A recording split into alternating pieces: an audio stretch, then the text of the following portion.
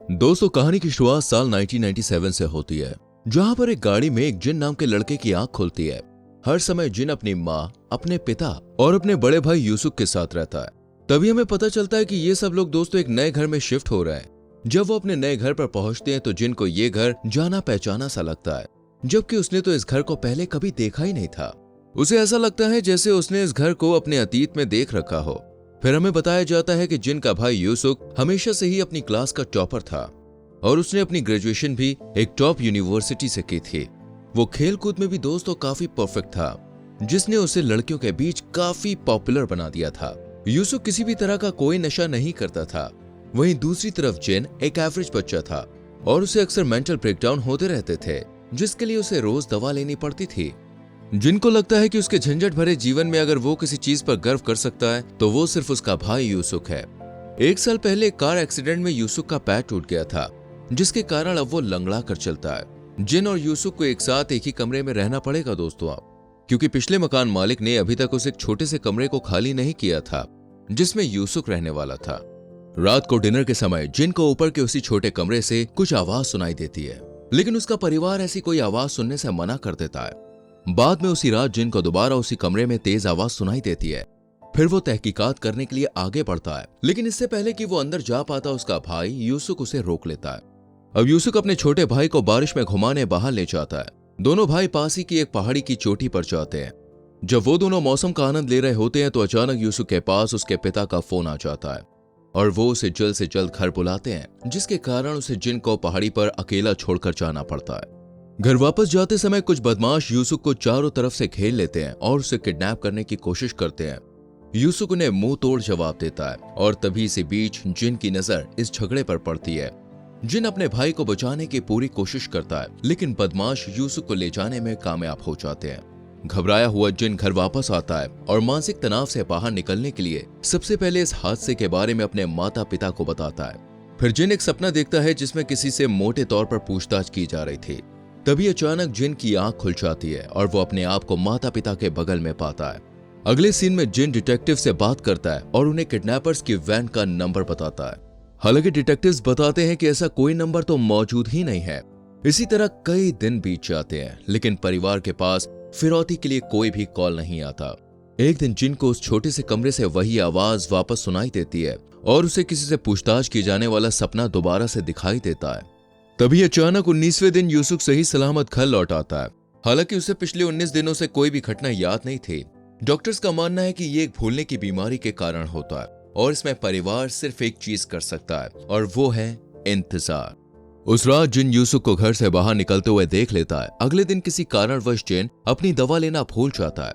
नाश्ते के समय जिन यूसुफ से पूछता है कि कल रात चुपके से तुम कहाँ गए थे, जिस पर यूसुफ बाहर जाने से इनकार कर देता है। जब यूसुफ बाहर जाता है तो जिन को थोड़ा अटपटा लगता है, क्योंकि यूसुफ लेफ्ट पैर के बजाय राइट पैर से लंगड़ा कर चल रहा था। आज रात जिन अपनी स्टडी टेबल पर ही सो जाता है और इसी मौके का फायदा उठाकर यूसुफ एक बार फिर से बाहर जाने के लिए तैयार हो जाता है। इस बार यूसुफ ये सुनिश्चित करता है कि जिन गहरी नींद में है या नहीं। यूसुफ जिन की आंख के पास एक पेंसिल की लेड को बाहर निकालता है और वो तब तक नहीं रुकता जब तक कि वो पेंसिल की लेड नीचे न गिर जाए। यूसुफ के चले जाने के बाद हमें पता चलता है कि जिन जाग रहा है और वो टैक्सी में अपने बड़े भाई का पीछा करना शुरू कर देता है। गाड़ी यूसुफ को एक बाजार में छोड़ती है, जहां वो अपने मुंह में एक जली हुई सिगरेट लेकर आगे बढ़ता रहता है। जिन यूसुफ को दो आदमियों से बात करते हुए देखता है, जिन्हें देखकर वो समझ जाता है कि ये तो वही डिटेक्टिव्स हैं जो पहले उसके घर में पूछताछ करने आए थे। जिन जल्द ही पकड़ा जाता है और यूसुफ उसे पीछे से आकर बेहोश कर देता है। अगले दिन जिन अपनी स्टडी टेबल पर ही उठता है। तभी यूसुफ को बिस्तर पर देखकर जिन घबरा जाता है।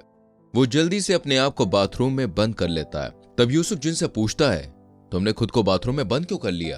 तो जिन उसे कल रात के बारे में सब कुछ बताता है, जिस पर यूसुफ उससे कहता है कि तुमने फिर से कोई सपना देख लिया है। हालांकि जिन जोर देकर कहता है, मैं अपने होशो आवाज में हूं और मैं जानता हूं कि मैं क्या कर रहा हूं। जब यूसुफ उसे जवाब देना बंद कर देता है तो जिन चुपचाप एक एल्यूमिनियम पाइप लेकर बाथरूम से बाहर निकलता है।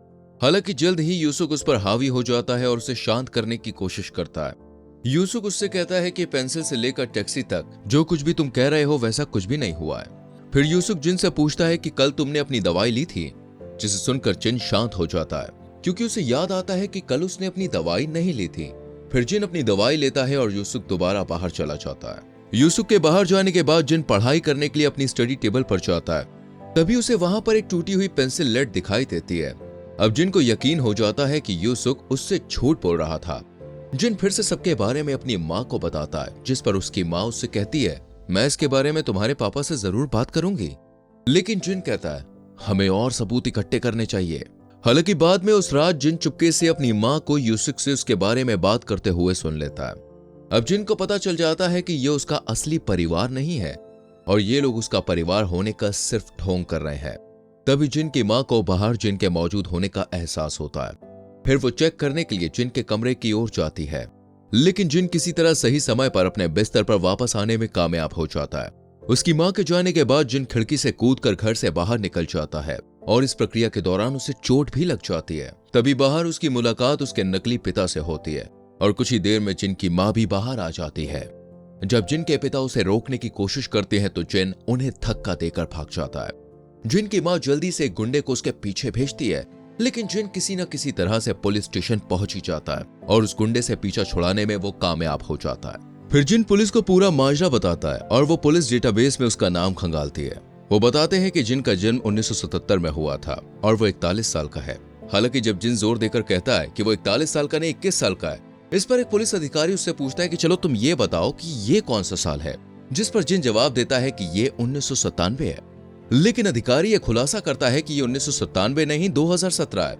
जिन ये सुनकर हैरान रह जाता है और चारों तरफ देखता है। तभी उसे कुछ लड़कों के हाथ में मोबाइल फोन दिखाई देता है। साथ ही उसे टीवी पर एक न्यूज दिखाई देती है जिसमें South Korean president Moon Jae in और अमेरिकन प्रेसिडेंट डोनाल्ड ट्रंप एक साथ दिखाई देते हैं। और जिन जब अपने आप को आईने में देखता है तो वो महसूस करता है कि वो तो सच में 41 साल का है।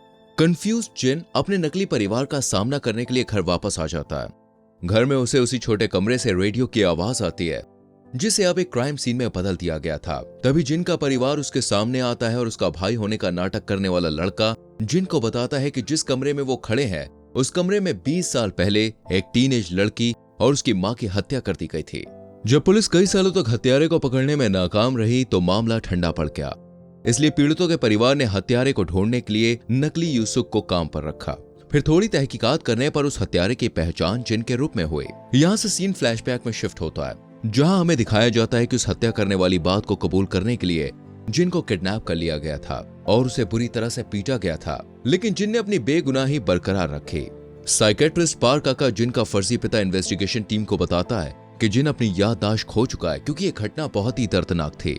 इन्वेस्टिगेशन टीम साइकेट्रिस्ट पार्क से कहती है कि क्यों न जिन को हिप्नोटाइज करके वापस 1997 में भेज दिया जाए, क्योंकि उन्हें उम्मीद थी कि अगर जिन उन हत्या की घटनाओं को फिर से देखेगा तो हो सकता है कि उसकी याददाश्त वापस आ जाए और वो उन्हें बता सके कि उस दिन क्या हुआ था। इधर सब कुछ प्लान के मुताबिक ही चल रहा था, लेकिन उस रात जिन ने यूसुफ का अपहरण होते हुए देख लिया था।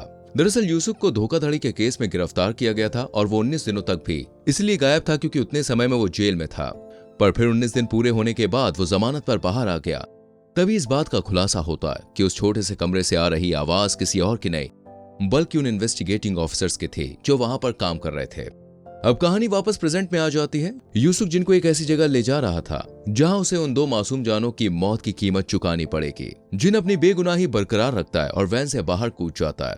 यूसुफ उसका पीछा करता है लेकिन आखिर में उसकी गाड़ी एक पेड़ से जाकर टकरा जाती है। वहीं दूसरी तरफ जिन को भी एक अजनबी ट्रक टक्कर मार देता है जिसके कारण उसकी 1997 की याददाश्त वापस आ जाती है।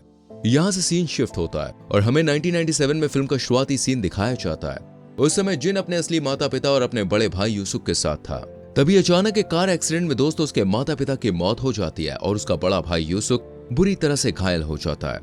यूसुफ की सर्जरी करवाने के लिए जिन को पैसों की सख्त जरूरत थी, लेकिन 1997 क्राइसिस की वजह से यह बहुत ही कठिन समय था।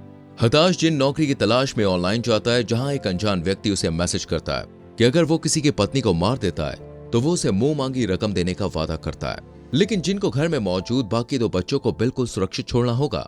बताए गए घर में पहुंचने के बाद जिन की अंतरात्मा उसे इस काम को अंजाम देने की इजाजत नहीं देती। वो यहाँ से जाने ही वाला था लेकिन तभी दोनों माँ बेटी जिन को देख लेती है और जोर जोर से चिल्लाने लगती है। जिन घबरा जाता है और हड़बड़ाहट में वो दोनों माँ बेटी को मार देता है। तभी एक छोटा बच्चा बाहर आता है और जिन को देख लेता है, लेकिन जिन उसे वापस अपने कमरे में जाने के लिए कहता है।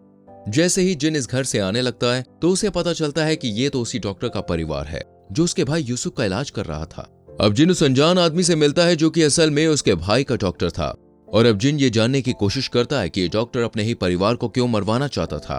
फिर डॉक्टर उसे बताता है कि पैसों की कमी ने उसे बैंक करप्ट कर दिया था और उसने अपने बच्चों को बेघर होने से बचाने के लिए अपनी पत्नी के नाम पर कई सारे इंश्योरेंस पॉलिसी ले रखे थे। अब चूंकि जिन ने न केवल उसकी पत्नी बल्कि उसकी बेटी को भी मार दिया था, इसलिए डॉक्टर उससे कहता है कि अब उसका भाई यूसुफ भी मारा जाएगा। इसको लेकर उन दोनों के बीच हाथापाई शुरू हो जाती है और तभी गलती से जिन डॉक्टर को छत से नीचे की ओर धकेल देता है और डॉक्टर की भी मौत हो जाती है। तभी फिल्म वापस प्रेजेंट में आती है और जिन अपने आप को एक हॉस्पिटल में पाता है।